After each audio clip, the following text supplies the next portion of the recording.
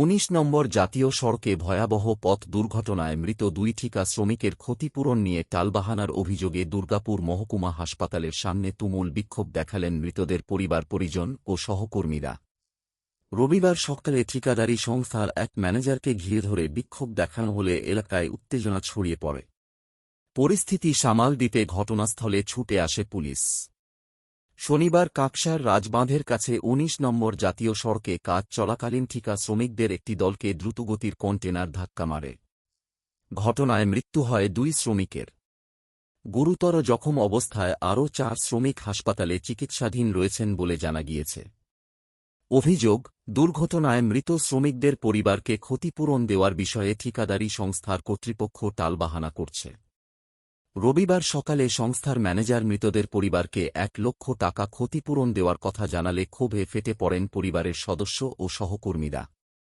তাঁরা দাবি করেন, মৃত শ্রমিকদের পরিবারের অন্তত একজনকে চাকরি এবং ২৫ লক্ষ টাকা ক্ষতিপূরণ দিতে হবে। দাবি পূরণ না হওয়া পর্যন্ত হাসপাতালের মর্গ থেকে মৃতদেহ নেওয়া হবে না বলেও সাফ জানিয়ে দেন তাঁরা।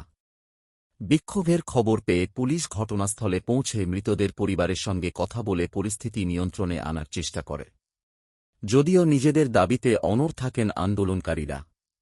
অন্যদিকে ঠিকাদারি সংস্থার ম্যানেজারের দাবি, মৃত শ্রমিকদের পরিবারকে ক্ষতিপূরণ দেওয়া হবে, তবে ক্ষতিপূরণের পরিমাণ কর্তৃপক্ষই ঠিক করবে।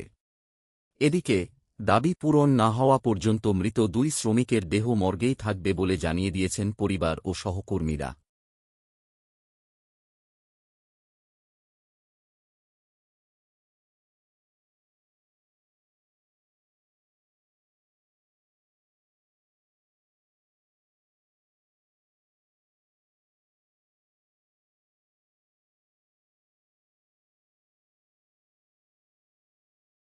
চাইছি ন্যায্য বিচার, ন্যায্য প্রাপ্য প্লাস চাকরি।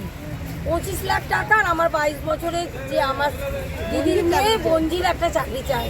হাউসের ভেতরে দিক, রোডে দেওয়ার দরকার নেই, রোডে করবে না।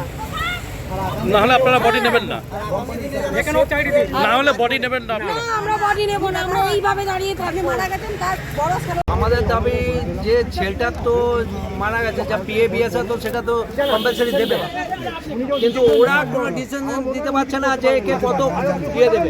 কালকে এমএলএ সাহেব এসেছিল, এমএলএও বলে গেছে, কিন্তু ওরা কোনো ডিসিশন, ও আমাকে বললো সকালবেলা ১ লাখ টাকা দেবো। আমরা এটা মানতে চাই না। আমাদের ২৫ লাখ টাকা ডিমান্ড আছে এবং মেয়ের ব্যবস্থা করতে হবে। আমাদের ইএসআইসি বোনা সব কিছু তার আছে, ইএসআইসি আছে, পিএফ আছে, সব কিছু বলছি।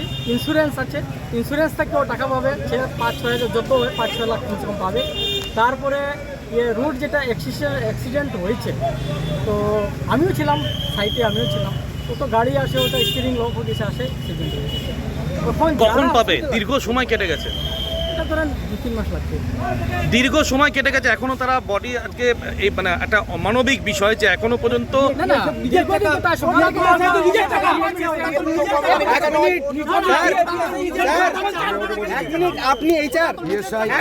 দেখুন, আমাদের দাবি একটাই যে কম্পেনসেশন যেটা হওয়া দরকার, মানে প্রত্যেকটা লেবার, প্রত্যেকটা ওয়ার্কারের যেটা হওয়া দরকার, এবং সেফটি মেজার্স মেনটেন করে, যেটা এনারা করেননি। কোম্পানি প্রথম কথা কীভাবে এনাদিকে পাঠিয়েছিল ওই মোমেন্টে, তো ঠিক আছে, কিন্তু যে মানে হয়ে গেছে ওটার ক্ষতিপূরণ, এবং সবচেয়ে বেশি কথা শুধুমাত্র ২০ লাখ ২৫ লাখ টাকাতে হয়তো পুরো জীবনটাও চালাতে পারবে না। এবং যে ২২ বছরের একজন বাচ্চা মেয়ে আছে, তার পড়াশোনা, তার যে পরে জীবন চালানোর জন্য একটা চাকরি, যদি কোম্পানি, যেহেতু সরকারি মানে বিষয় আমরা দেখেছি যে কোনো ক্ষতি হয়ে গেলে ইসি এলে হয়তো মাইনে ক্ষতি হয়ে গেলে চাকরি পাওয়া যায়। এরা চাইছে না সেটা, এরা তো কোনো কথাই বলছে না। এরা ১ লাখ টাকার কথা বলছে, কিন্তু ২৫ লাখ টাকার একটা চাকরি না থাকলে কোনো কোনো দামই নেই। আপনারা কি করবেন এরপর?